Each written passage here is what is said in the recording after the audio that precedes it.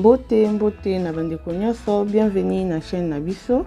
Merci na bandeko nyonso bokozwa occasion ya kolanda recette Nabiso ya lelo. Lelo toza na recette Nabiso ya liboke ya ngolo mais na façon mususu. Ngolo Nabiso déjà tosokoli yango eza déjà propre et eloko tokosala tokoleka sikoyo na ko assaisonner ngolo Nabiso. Toza na mungwa Nabiso ocha par rapport ya ndenge olingelaka mungwa na o na biloko. Toza na assaisonnement na biso ya poisson.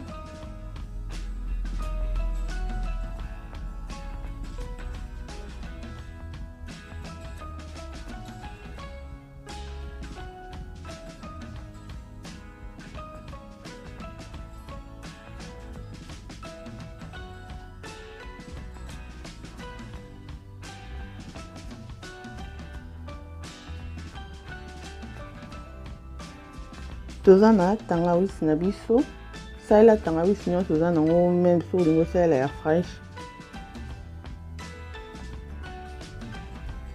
Toza na ail na biso.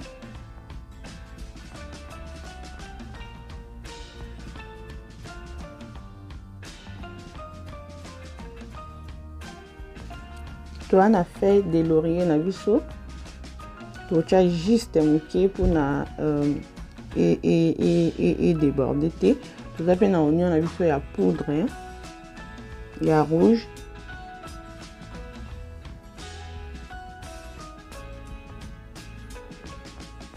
Toza na li sauce na biso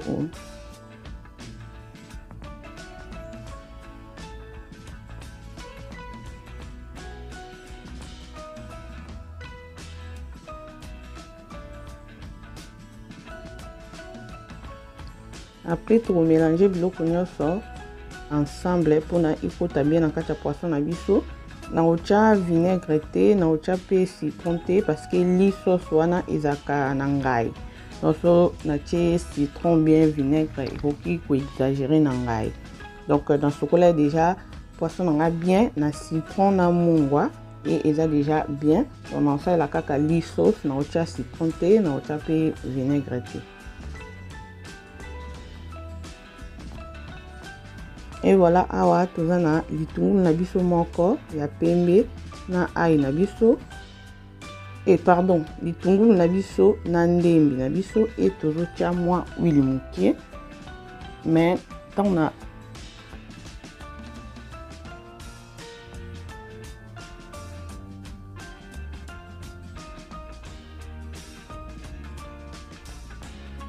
donc totika matungulu na biso na ndembi na biso ekalinga.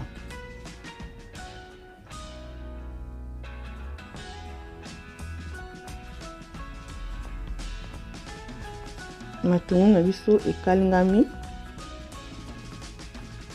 Oyo eza demi poivron ya rouge. Demi poivron ya rouge. Ocha par rapport ya quantité ya mbisi na oza na.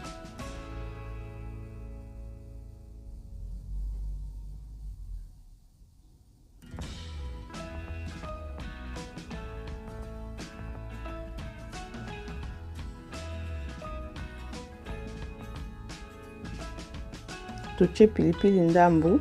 Donc pilipili na teka juste mukie et le kebele te pour na batu nsusu bale ya pilipili te. Mais so le ya pilipili okocha pena pilipili mwa ebele e yokana. Sauce na biso ekalingami toye kobakisa mwa mai mukie pour na etoka bien.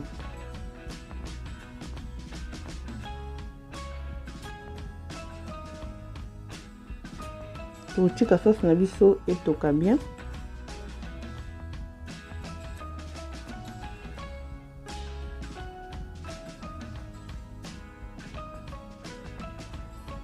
Sauce na biso etoki bien, tokangi moto, totiki yango na côté et bima moto. Tozongi awa na poisson na biso oyo to assaisonnaki.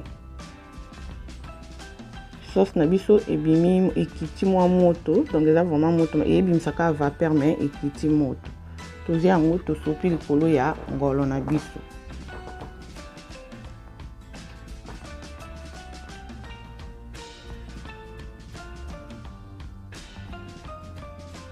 tokobalola bien sauce na biso ekota na ngolo na biso esangana bien goût ekota bien na kati ya sauce na biso.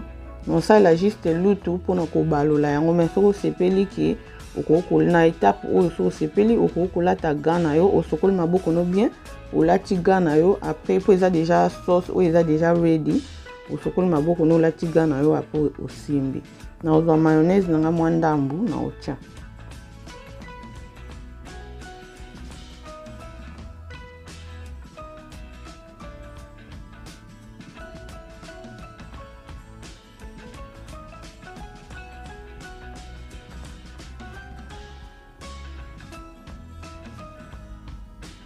On balola peut très bien et ça a vraiment mayonnaise na sauce wana et ça a bien écouta na kati mbisi balola vraiment bien écouta vraiment bien pour na mbisi ezala vraiment na goût bien ezwa pena partout na banjela wana okataki na mitu na libumu et tout et voilà to tikango elala elali na frigo donc okosa no pe les mêmes jours soza no na tente elala ki na frigo poisson le elala na frigo to assaisonner yango to tiki yango elali na frigo et tokomi lobi nango sikoyo tokomi ready ya kosala liboke na biso tona nzungu na biso mais soza na okosala pe bol moko eza na mwa libulu eza juste pona au former moi libulu moko po mbisi no efanda bien. Naza na papier aluminium nanga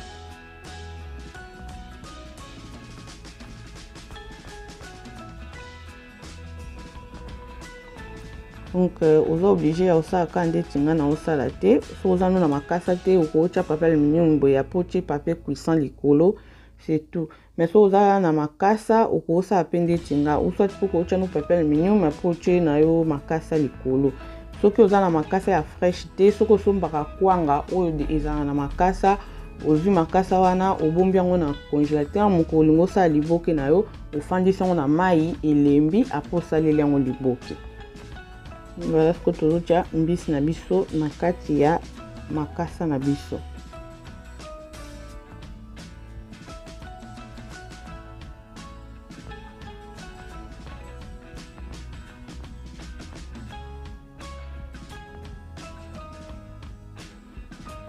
Awa sikoyo tokomi kokanga liboke na biso.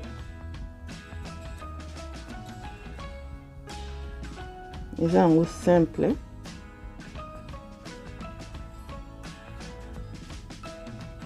Voilà, maboke na biso yango yo ebimi satu totie mbisi moko na liboke moko totia yango na 180 degrés pendant 1h30 1h40 voire même 2 heures du temps et ça dépend na ndenge four na yo esalaka donc otika mbisi na yo ebela bien.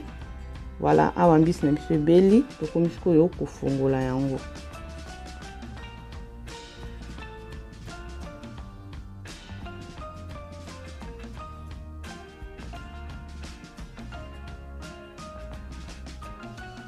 Voilà, liboke na biso yango yo et il a vraiment kitoko mais simple et facile à kosala.